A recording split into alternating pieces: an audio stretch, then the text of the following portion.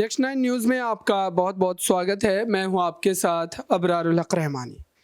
मध्य प्रदेश में अब मुख्यमंत्री पद को लेकर फिर से एक बार चर्चा होनी शुरू हो गई है। दरअसल जिस तरीके से पिछली बार विधानसभा चुनाव के बाद कांग्रेस की सरकार तो बनी, लेकिन ज्योतिरादित्य सिंधिया की नाराज़गी की वजह से वो सरकार ज़्यादा दिनों तक नहीं टिक पाई और लगभग 20 से 22 विधायकों के साथ ज्योतिरादित्य सिंधिया ने कांग्रेस पार्टी से बगावत की और फिर भारतीय जनता पार्टी में शामिल होकर एक नई सत्ता का गठन हुआ। अब ये चर्चाएं हो रही है कि भारतीय जनता पार्टी में जिस तरीके से ज्योतिरादित्य सिंधिया का कद लगातार बढ़ता ही चला जा रहा है, अगर केंद्रीय नेतृत्व से उनके करीबी ताल्लुकात की बात की जाए तो वो ज़्यादा बढ़ रही है। और ऐसे में माना जा रहा है कि शिवराज सिंह चौहान को जिस तरीके से बीते कुछ महीने पहले ही संसदीय बोर्ड से केंद्रीय चुनाव समिति से बाहर किया गया था, तो ऐसा लग रहा है कि अब ज्योतिरादित्य सिंधिया जो कि युवा हैं और युवा के चेहरे पर कांग्रेस पार्टी ने पिछली बार विधानसभा चुनाव जीता था और इस बार माना जा रहा है कि भारतीय जनता पार्टी उन्हीं के चेहरे पर कार्ड खेलने जा रही है और मुख्यमंत्री के तौर पर उनको आगे किया जा सकता है। लेकिन ये तमाम चर्चाएं जो है पॉलिटिकल जानकारों के मुताबिक की जा रही है, लेकिन अब तक भारतीय जनता पार्टी ने मात्र संकेत भर ही दिए हैं कि वो ज्योतिरादित्य सिंधिया को शिवराज सिंह चौहान की जगह मुख्यमंत्री फेस बना सकते हैं। दरअसल इसी मुद्दे पर यहाँ पर जो है न्यूज़ रूम में मौजूद सहयोगियों से जानेंगे समझेंगे कि दरअसल वो कितना हकीकत इसको मान रहे हैं और क्या बीजेपी वाकई इस तरीके का बदलाव करना चाहेगी जबकि उनकी परिस्थिति बिल्कुल इस वक्त सही नजर आ रही है। मध्य प्रदेश में कांग्रेस पार्टी विपक्ष के तौर पर उतनी ज़्यादा मजबूत नहीं है, इसलिए सत्ता को उतना ज़्यादा खतरा नज़र नहीं आता है।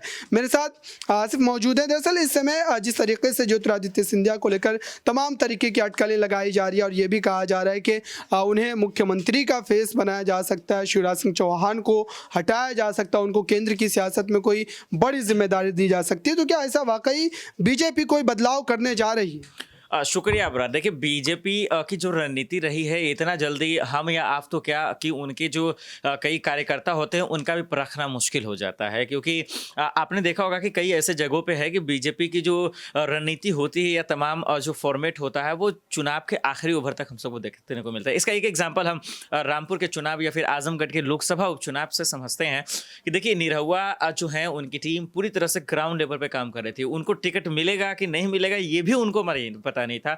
इसके बावजूद वो डोर टू डोर कैंपेन कर रहे थे, लोगों से मुखातिब हो रहे थे, रैलियां कर रहे थे, लोगों को संबोधित कर रहे थे और आजम खान और अखिलेश यादव मुंगेरी लाल के सपने देखकर सो रहे थे कि भैया इनकी कोई तैयारी नहीं है, ना कोई कैंडिडेट सामने आया है, हम आसानी से जीत जाएंगे। लेकिन देखिए कुछ ही क्षणों पहले नामांकन से पहले उनका जो है नाम सामने आता है, देखिए जीत भी हासिल कर लेते हैं। तो ये बहुत बड़ी बात होती है क्योंकि वही अखिलेश ने 2019 में उसको हरा देते हैं और फिर उसके बाद उपचुनाव होते हैं, उसके बाद वो हार जाते हैं। तो कहीं ना कहीं एक चीज़ समझ में आता है कि बीजेपी की जो रणनीति है वो इतना आसानी से आप समझ नहीं सकते हैं कि वो किसी नेता को लेकर क्या सोच रहे हैं, चाहे वो सिंधिया हो, चाहे वो सीएम शिवराज हो, चाहे वो वरुण गांधी हो, चाहे वो नितिन गडकरी हो या स्मृति ईरानी हो, या फिर जो है कहीं ना कहीं जो है तमाम लोगों जेपी नड्डा का देख लीजिए, अभी कार्यकाल खत्म होने वाला था, सब लोग रणनीति बना रहे थे कि भाई अब खत्म हो जाएगा, किसी और को मौका मिलेगा, लेकिन फिर से उनका जो है कार्यकाल बढ़ा दिया गया। तो उनकी रणनीति पे इतना जल्दी बयान देना मुझे लगता ठीक नहीं है, क्योंकि वो आखिरी वक्त में ही कुछ ना कुछ जो है बड़ा। शिवराज सिंह चौहान को लेकर के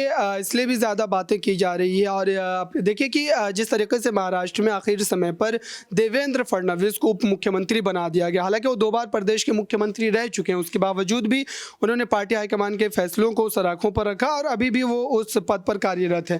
तो ऐसे में अभी इस बात को लेकर के काफ़ी ज़्यादा मजबूती ये मानी जा रही है कि अगर हो सकता है कि ज्योतिरादित्य सिंधिया को आगे किया जाता है तो फिर शिवराज सिंह चौहान उस तरीके से उस बात को जो है एक तरीके से विरोध करते नजर नहीं आएंगे, क्योंकि देवेंद्र फडणवीस भी कहीं ना कहीं खामोशी इख्तियार कर रखे हैं और अभी भी देखा जाए तो एक जो तालमेल की कमी आप कह सकते हो वो देखने को नहीं मिलता है उधर महाराष्ट्र की सरकार में भी।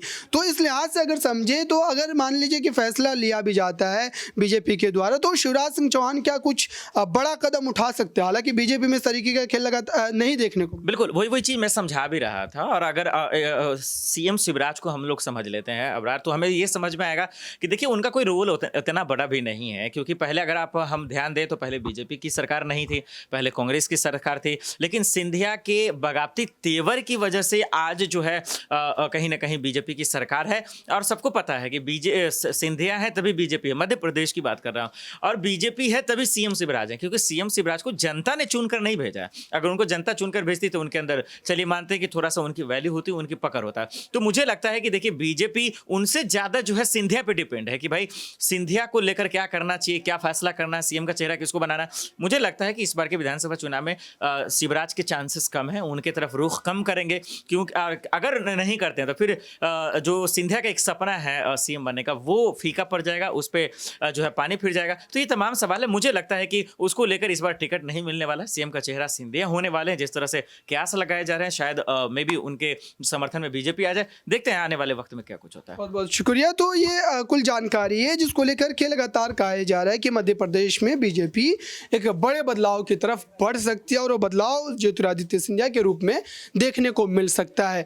और इस बड़े मुद्दे को लेकर के जिस तरीके से बीजेपी के कई वरिष्ठ नेताओं ने अपने पक्ष को रखना शुरू कर दिया है, हालांकि आप देखिए कि महाराष्ट्र में भी ठीक इसी तरीके की बातें की जा रही थी कि अगर देवेंद्र फडणवीस को उप मुख्यमंत्री बनाया गया है तो जाहिर सी बात है कि उनका विरोधाभास निकल करके सामने आ सकता है। लेकिन खेल बिल्कुल आप कह सकते हैं बिगड़ा नहीं। भारतीय जनता पार्टी ने बड़ा जोखिम उठाया और एकनाथ शिंदे को मुख्यमंत्री बना दिया, लेकिन उसके बावजूद भी पार्टी में किसी भी तरीके की बगावत के सुर नहीं देखने को मिले। और यही भारतीय जनता पार्टी की एक बड़ी आप कह सकते हैं कि सफलता है कि कहीं पर भी अगर पार्टी हाईकमान के द्वारा किसी भी बड़े मुद्दे को लेकर के, किसी भी बड़े पद को लेकर के फैसला लिया जाता है तो नेता उन तमाम फैसलों को जो है सर आंखों पर रख करके मानते हैं और पार्टी के खिलाफ किसी भी तरीके की बगावत नहीं की जाती है। तो ये इस समय जो है तमाम एक तरीके से कयासाराई की जा रही थी ज्योतिरादित्य सिंधिया को लेकर के।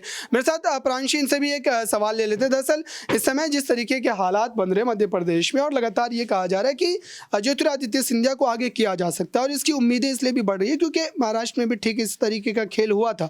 आखिर समय पर देवेंद्र फडणवीस बीजेपी के एक वरिष्ठ नेता महाराष्ट्र के माने जाते हैं, उसके बावजूद भी उन्हें पीछे रखकर एकनाथ शिंदे को मुख्यमंत्री बना दिया गया। तो क्या ऐसा ही खेल अब मध्य प्रदेश में देखने को? देखिए फिलहाल तो ऐसा कुछ भी सामने नहीं आया। जैसा कि आप यहाँ पर कयासों के आधार पर अगर बात की जाए तो आने वाले समय में हमें एक चीज देखने को जरूर मिल सकती है। लेकिन ज्योतिरादित्य सिंधिया को लेकर यही कहा जाता है कि अपने विधायकों के लिए वह जरा सा भी पीछे नहीं हटते। 22 विधायकों के साथ वह जिस तरीके से बीजेपी में शामिल हो गए और बीजेपी में हम सभी ने यही देखा कि ज्योतिरादित्य सिंधिया किस तरीके से यहाँ पर अपने कद को लगातार बढ़ाते हुए नजर आ रहे हैं। तो फिलहाल देखा जाए सीएम पद की दावेदारी को लेकर मांग उठ रही है, क्योंकि ज्योतिरादित्य सिंधिया के चेहरे पर जब कांग्रेस में रहकर चुनाव लड़े गए थे तब जीत हासिल हुई थी, और वहीं दूसरी ही तरफ देखा जाए तो अब वह बीजेपी में है तो बीजेपी में भी यही मांग उठ रही है। लेकिन अंदरूनी सूत्रों के मुताबिक यही कहा जा रहा है कि सिंधिया को मोदी कैबिनेट का हिस्सा रखा जाएगा, नेशनल लेवल पर उन्हें पहुंचाया जाएगा। बार बार जो उनके लिए फैसले लिए जा रहे हैं वो नेशनल लेवल पर लिए जाएंगे। तो ऐसे में देखा जाए सिंधिया का कद स्टेट वाइज देखा जाए तो यहाँ पर नेशनल लेवल पर बढ़ रहा है, उड्डयन मंत्री के पद पर वह हैं।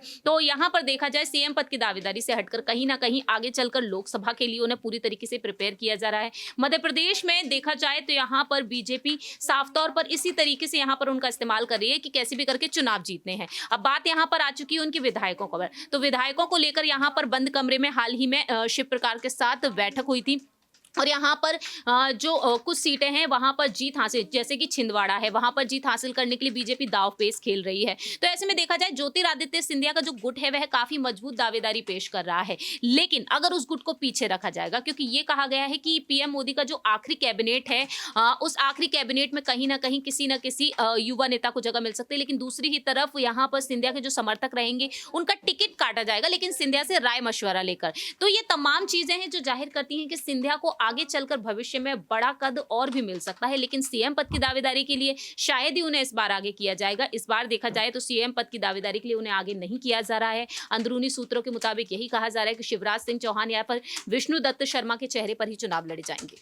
बहुत बहुत शुक्रिया। तो ये समझ सकते हैं आप कि भारतीय जनता पार्टी आखिर समय पर फैसले लेने के लिए जाने जाती है, लेकिन देखते हैं कि मध्य प्रदेश में वाकई बदलाव होते हैं या फिर शिवराज सिंह चौहान ही दूसरी बार भी मुख्यमंत्री के पद के लिए उम्मीदवार बनाए जा सकते हैं। इस खास रिपोर्ट में बस इतना ही। देखते रहिए ताज़ा तरीन खबरों के लिए नेक्स्ट 9 न्यूज़ को। धन्यवाद।